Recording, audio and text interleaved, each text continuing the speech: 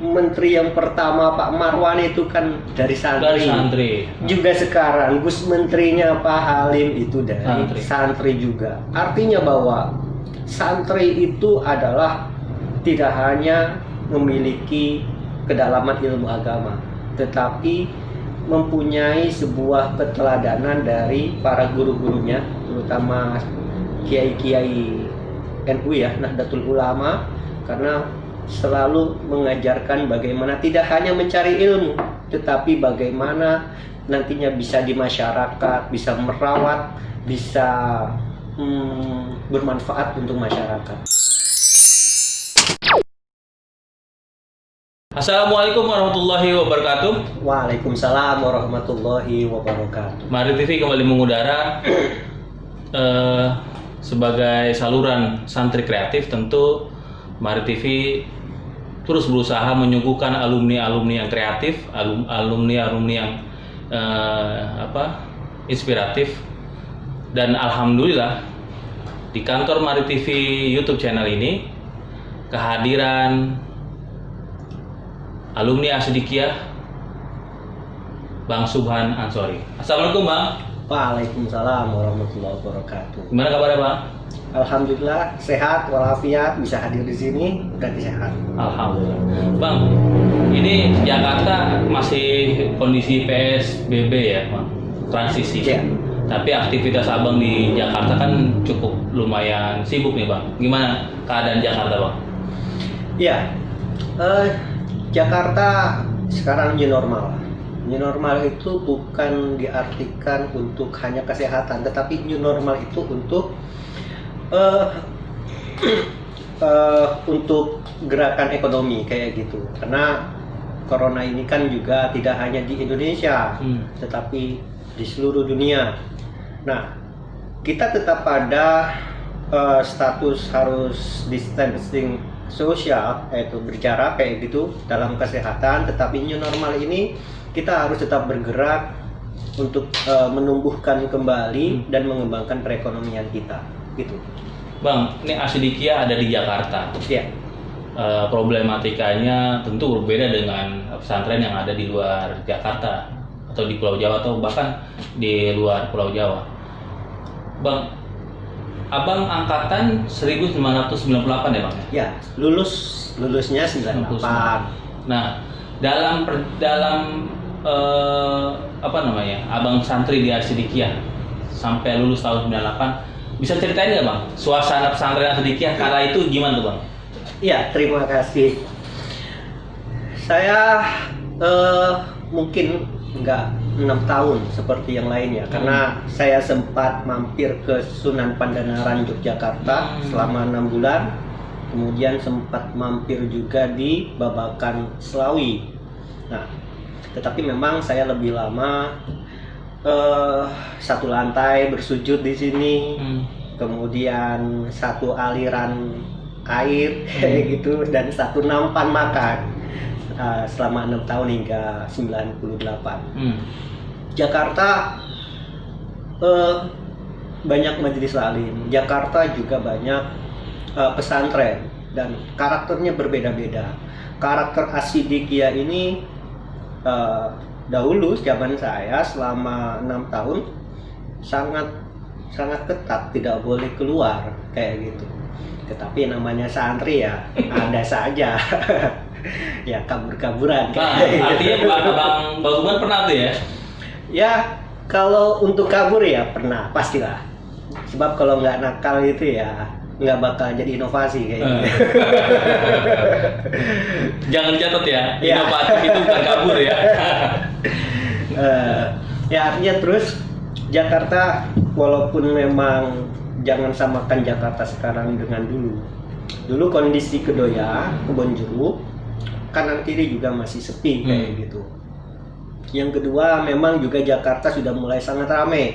Kita tahu mungkin di daerah masih Jakarta Barat, ada Palmera, ada Grogol, sampai ada Mangga Besar ataupun apa. Ini kan putaran-putaran yang memang siapapun tergoda kayak gitu. Tetapi alhamdulillah mungkin orang tua Asidikiyah banyak sekali santri dari Jakarta kan kayak gitu, atau sekelilingnya sekitar Jakarta. Mereka menitipkan tidak hanya untuk mencari ilmu, tetapi untuk mencari berkah, mencari ridho, bahwa kehidupan ini tidak hanya melulu secara material. Ada wilayah yang memang ruhaniah harus diisi dan harus diperdalam. Karena dunia pendidikan pesantren banyak sekali orang yang dalam tanda kutip sangat pintar, tetapi produk hasil dari pesantren bukan hanya cukup kepintaran dalam tanda kutip, tetapi bagaimana mereka bisa berakhlakul karimah kepada guru, mereka bagaimana bisa beradaptasi, berakhlak di lingkungan sosialnya nanti ketika balik, dan bagaimana produk pesantren itu turut membangun negara, bangsa, Republik Indonesia yang kita cintai ini. Angkatan 98, lulusan angkatan 98 itu pada saat itu memang waktunya reformasi ya Bang bergulir.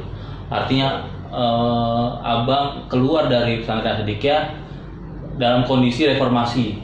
Betul. Itu suasananya gimana tuh Bang? Ya, sebelum saya bicara tentang reformasi, saya memang selama 6 tahun ini saya pernah punya penyakit asma kayak gitu.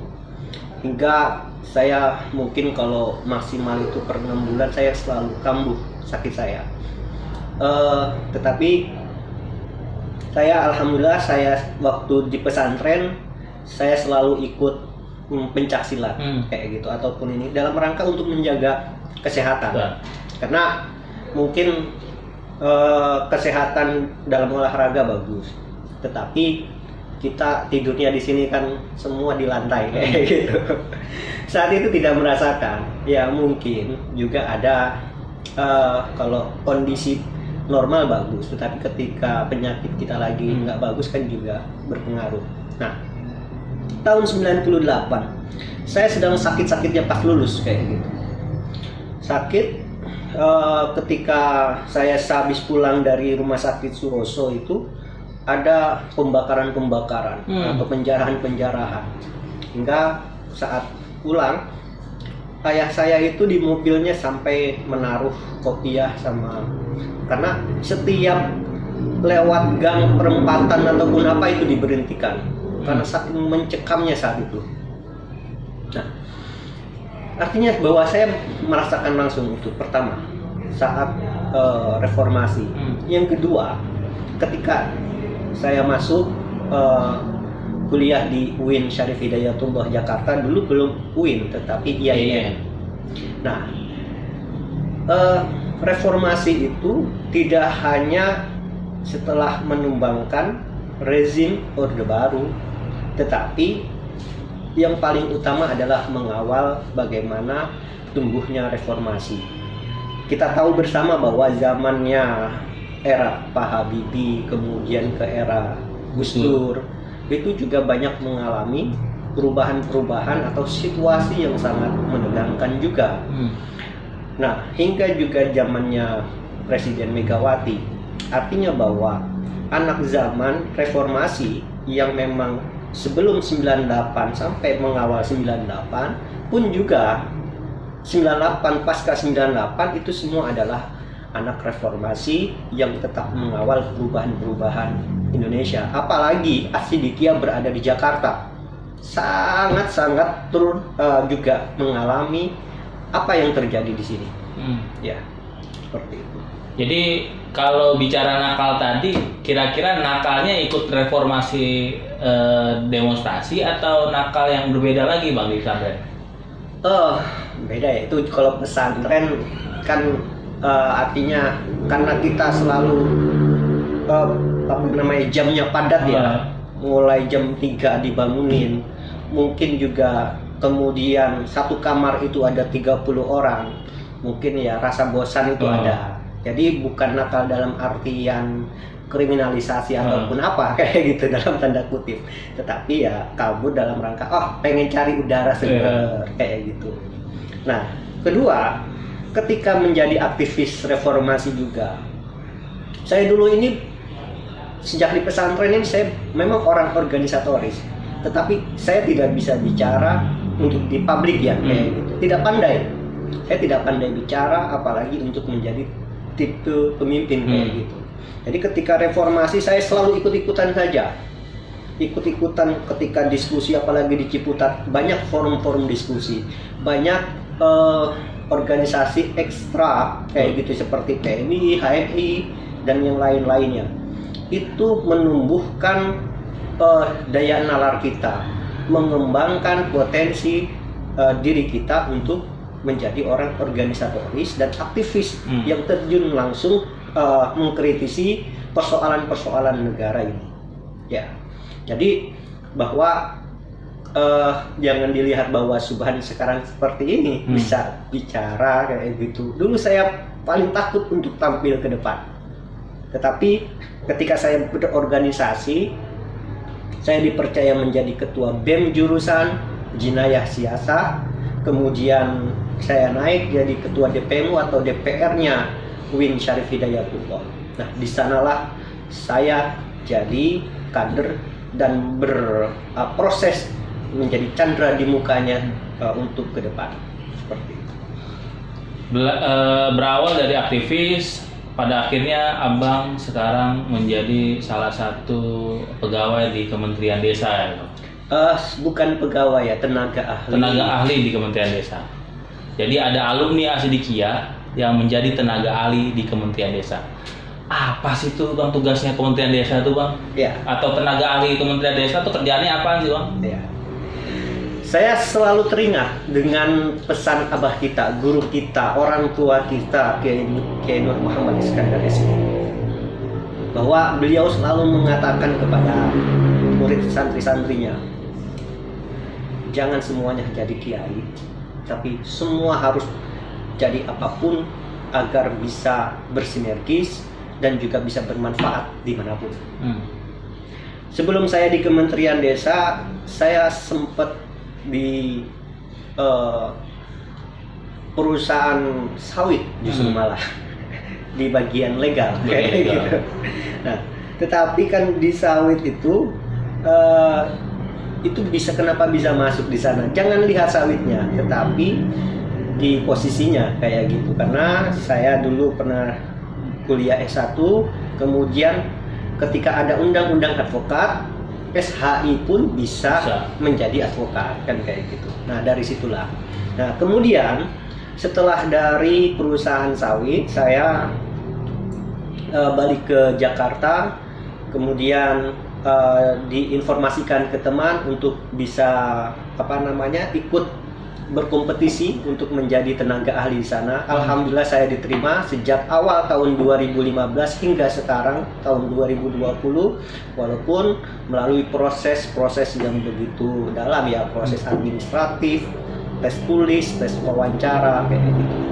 Nah, artinya bahwa saya yakin semua potensi santri itu tidak hanya di wilayah agama, apalagi jadi kiai yang akan berebutan berkah tetapi berkah itu berada di mana-mana. Tugas tenaga ahli Kementerian Desa itu apa Bang? Ya, Kementerian Desa, kita tahu bersama bahwa Undang-Undang Desa ini baru tahun 2014. Akhirnya ya zamannya kepemimpinan Pak Jokowi tahun 2015 ada Kementerian Desa. Nah, Undang-Undang Desa tentu kita jangan melihat desa dalam artian objek, tetapi desa menjadi subjek sebagaimana asas. Ada dua asas yang sangat mempunyai kekuatan besar, fundamental, yaitu asas subsidiaritas dan asas rekognisi. Nah, artinya dulu paradigma membangun desa kita rubah. Desa membangun, desa menjadi subjek. Bahwa masyarakat desa dulu punya mimpi, punya keinginan, tetapi tidak bisa berbuat apa-apa kecuali ada kedekatan khusus, kecuali ada permintaan dulu kayak gitu. Kalau sekarang negara sudah menjamin itu, bahwa dengan undang-undang desa, ayo kita kelola desa, karena desa membangun semuanya bisa dilakukan. Nah, namun dalam pengelolaannya Kementerian Desa itu selalu memberikan sebuah arahan, pedoman dengan adanya Permen Prioritas Penggunaan Anggaran Dana Desa. Nah, prioritas penggunaan anggaran dana desa itulah yang akhirnya bagaimana perekonomian desa itu berjalan, bagaimana musyawarah desa itu berjalan dalam tata kelola pemerintahan desa, kemudian juga bagaimana bisa partisipasi aktif masyarakat juga bisa berjalan. Itu yang harus kita lihat bersama. Jadi sudah berapa jumlah desa yang sudah Abang datangi untuk bisa dikasih penyuluhan, pendampingan atau yang menjadi tugas tenaga ahli, Bang? Ya, saya sejak tahun 2015 sudah, karena memang ada tugas saya khusus di penanganan pengaduan dan masalah. Itu tahun 2016. Sebelumnya di tahun 2015 saya di bidang kaderisasi gitu, pengembangan kaderisasi. Nah, ketika tahun 2017 saya khusus pengaduan masalah di Regional 1, yaitu terdiri dari Aceh, Kepri, Riau, dan Sumatera Utara. Artinya bahwa Kementerian Desa, pendamping desa itu ada di seluruh dari pusat hingga daerah, hingga desa kayak gitu. Tetapi ketika ada masalah, tentu saya harus bisa mengawal. Kita harus bisa selesaikan. Tetapi sebenarnya yang paling utama adalah ketika desa ada masalah, harus diselesaikan di desa itu sendiri. Dengan caranya bagaimana? Karena kita sudah ada BPD mempunyai kekuatan dalam mengkontrol pemerintah desa. Nah, kalau memang ada masalah, BPD bisa mengajak untuk musyawarah desa menyelesaikan masalah-masalah di desa. Sehingga memang regulasinya terus tumbuh dan berkembang ya untuk masalah desa, karena dinamikanya begitu cepat, karena kita banyak berharap dari Indonesia ini berkembang tentu dari desa. Maka oleh karena itu, walaupun regulasi dan pengawasan itu sangat ketat, tetapi kita tetap mempunyai paradigma, yaitu paradigma desa membangun. Ketika ada masalah, desa itu sudah menjadi subjek, desa itu juga yang mengkontrol dan menyelesaikannya. Artinya bahwa ketika mulai dari perencanaan, pengelolaan, kemudian pertanggungjawaban, semuanya ini harus ada partisipasi masyarakat. Ini yang harus kita kedepankan, dan santri-santri yang berada di seluruh Nusantara, baik santri di kota yang memang dari masyarakat desa, apalagi pesantren itu berada di desa. Kita kudu mengawal juga demokrasi di desa agar desa itu lebih maju ke depan, terutama bagaimana berinovasi, membangun perekonomian desa. Nah, kalau tadi Bang Suban menyebutkan santri bisa untuk berkiprah di dalam pemerintahan desa, secara otomatis juga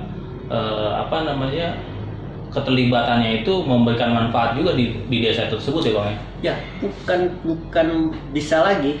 Justru menteri yang pertama Pak Marwan itu kan dari santri. Juga sekarang Gus menterinya Pak Halim itu dari santri juga. Artinya bahwa santri itu adalah tidak hanya memiliki kedalaman ilmu agama, tetapi mempunyai sebuah keteladanan dari para guru-gurunya, terutama kiai-kiai NU ya, Nahdlatul Ulama, karena selalu mengajarkan bagaimana tidak hanya mencari ilmu, tetapi bagaimana nantinya bisa di masyarakat, bisa merawat, bisa bermanfaat untuk masyarakat. Jadi teman-teman alumni Asdikia, bahwa Menteri Desa juga seorang seorang santri, Menteri Desa yang sekarang juga santri. Nah, di depan saya juga santri juga Asdikia. Nah, kita bahas soal Jakarta nih, Bang. Siap. Yang saya tahu, Abang juga aktif di dunia komunitas Betawi atau Bamus Betawi ya, Bang. Betul. Nah, bagaimana Bang kondisi pandemik begini, Babus Betawi organisasinya lalu memberikan saran atau kepada pemerintahan DKI seperti apa Bang? Ya, sebelum saya bicara masalah Jakarta tadi, di Kementerian Desa di era Corona ini ada 3 prioritas. Nah, 3 prioritas itu pertama dana desa untuk pencegahan COVID. Artinya dibuat tim untuk pencegahan COVID. Kemudian juga dibuatnya sarana dan prasarana bagaimana pencegahan COVID kayak gitu. Kemudian juga misalkan tadi ada yang datang ke desa, desa juga harus bisa menyiapkan kalau mereka harus isolasi dulu 14 hari dari dana desa itu bisa. Itu program pertama. Program kedua adalah BLT, bantuan langsung tunai. 1 bulan itu 600.000. Nah, yang awalnya selama 3 bulan ada kebijakan perubahan kebijakan sehingga jadi 6 bulan. Nah, BLT ini tentu harus dengan musyawarah desa, musyawarah khusus kayak gitu. Sehingga juga nanti diharapkan orang-orang yang terdampak terhadap COVID ini mereka bisa kita bantu agar juga tidak merasa termarginalkan oleh negara, dimarginalkan oleh negara. Justru negara hadir memberikan bantuan dan juga memberikan kontribusi terhadap kondisi seperti ini. Nah, walaupun pasti tidak semuanya karena terbatas jumlahnya, tetapi dengan musyawarah khusus di desa itu mana dicari yang betul-betul sangat-sangat memerlukan. Nah, itu program kedua. Program yang ketiga PKTD, padat karya tunai. Padat karya tunai ini juga artinya bahwa dari dana desa yaitu membangun sifatnya sarana fisik kayak gitu. Sehingga masyarakat desa yang tadi terkena dan juga tidak ada juga yang tidak kebagian dari BLT kayak gitu juga bisa berkontribusi dalam padat karya tunai, misalkan memperbaiki atau mengembangkan saluran irigasi, ataupun juga ada desa-desa potensi wisata dikembangkan, dibersihkan. Karena pasca corona ini orang pasti banyak yang stres, banyak orang pasti memerlukan udara segar, hiburan. Walaupun itu berada di desa, tetapi karena diisolasi ya, tidak boleh kemana-mana, mereka butuh hiburan. Maka desa-desa yang mempunyai desa wisata, ya PKTD-nya bisa untuk pengembangan dibersihkan kayak gitu, ataupun ya persiapan khusus nanti ketika pasca corona new normal udah selesai kayak gitu. Nah, disitulah bahwa Kementerian Desa hadir ke desa-desa dalam rangka dalam rangka menangani situasi corona seperti ini. Gitu. Nah, ke Jakartanya ya. Nah, Jakarta juga dapat juga kan, ada bantuan ya seperti itu. Tetapi memang saya melihat bahwa masih banyak juga yang belum dapat karena memang situasi Jakarta di kota beda dengan di desa. Kalau desa mungkin sumber daya alamnya masih banyak. Ketika ada kekurangan ataupun apa dari alam bisa. Tetapi kalau di Jakarta tidak bisa. Nah, tetapi ada sebuah ini juga bahwa APBD sekarang kok yang dulu 98 triliun sekarang hanya 45 triliun. Nah, dengan kondisi Covid seperti ini juga dengan tahun 2020 ini juga era Covid ya, sehingga perekonomian agak turun. Ini juga kan harus kita kritisi, tapi juga kritis yang bangun bagaimana menangani ini. Kayak gitu.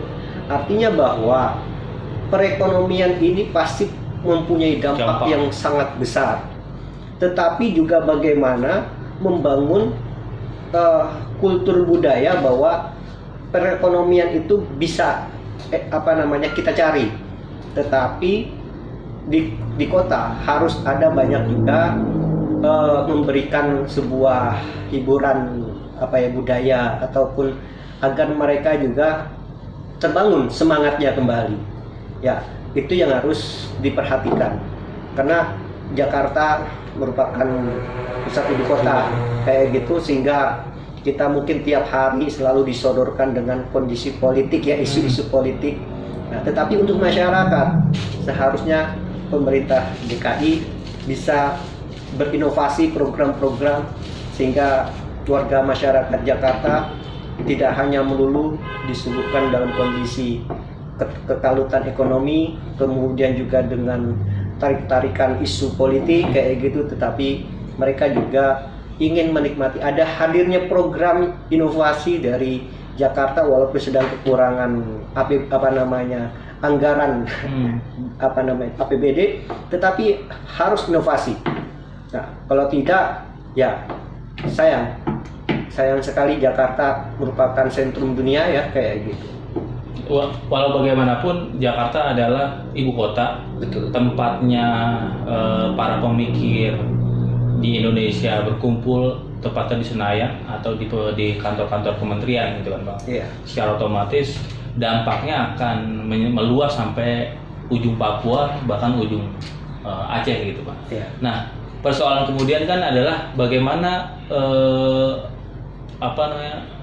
peran serta pemerintahan provinsi, pemerintah pusat, lalu juga dengan pemerintah di sekitar Jakarta yang bisa menopang semua program-program yang dicanangkan tiga pemerintahan itu bisa saling bersinergi kan itu Bang? Ya, artinya bahwa sinergitas antara pemerintah pusat dan pemerintah DKI itu sendiri, juga penyangga pemerintahan daerah penyangga DKI Jakarta itu harus sinergis. Betul, sangat betul. Ya, secara material mungkin ada 2 kemacetan dan banjir yang selalu ini, tetapi kondisi COVID ini kan bukan 2 musuh utama tadi yang macet sama ini. Justru karena COVID jadi nggak macet ya Bang ya? Ya, hanya Lebaran dan COVID saja yang bisa mengurai kemacetan Jakarta. Nah, artinya bahwa Jakarta ini harus punya ide-ide berlian kayak gitu. Bagaimana kondisi COVID ini tidak hanya menjadi sebuah beban ataupun energi negatif, tetapi justru ini menjadi energi positif untuk mencari ide-ide berlian. Dan itu harus dengan paling utama adalah sumbangkan dengan penelitian dan kajian-kajian. Itu yang harus diutamakan. Apa yang terbaik? Saya yakin karena Gubernur Pak Anies ini kan memang intelektual ya. Nah, intelektual itu kalau hanya sebuah teoritis, tetapi bagaimana bisa mengaplikasikan dengan cara berinovasi kayak gitu, itu lebih bagus kayak gitu. Nah, pertanyaan pamungkas setiap tayangan Marit TV adalah apakah alumni Asidikia yang sudah berkiprah di manapun tempat berada, bisakah berkolaborasi dengan Ikatan Keluarga Alumni Asidikia dan Koperasi Manbau Rezeki Investasi? Apa yang bisa dikolaborasikan dengan pengalaman dan keilmuan Abang nih Bang? Iya, artinya pertama kita harus membuka dulu petanya. Pertama, ini kan sudah berdiri ya manajemennya kayak gitu. Yang kedua, ada kekuatan jaringan alumni-alumni Asidikia. Nah, yang ketiga, bahwa Asidikia sudah dikenal banyak orang kayak gitu. Nah, yang harus menjadi titik kritis adalah sebenarnya bagaimana mencari program inovasi, agar terutama juga tadi kondisi COVID ini juga harus dijadikan sebuah bukan energi negatif, tetapi justru energi positif, agar mencari program-program dan jaringan-jaringan yang bisa ada kehidupan baru lagi. Karena saya mendapatkan motivasi kayak gitu. Dulu ketika Perang Dunia I, Perang Dunia II, bukan berarti mereka banyak merasakan tekanan-tekanan yang besar kayak gitu. Justru dengan perang dunia 1 dan perang dunia 2 itu ada segelintir orang yang ini harus berubah kayak gitu. Harus ada paradigma perubahan, kemudian juga mencari inovasi-inovasi. Nah, begitu juga era corona ini. Karena nanti kalau kita tidak berinovasi, saya yakin kita akan ketinggalan.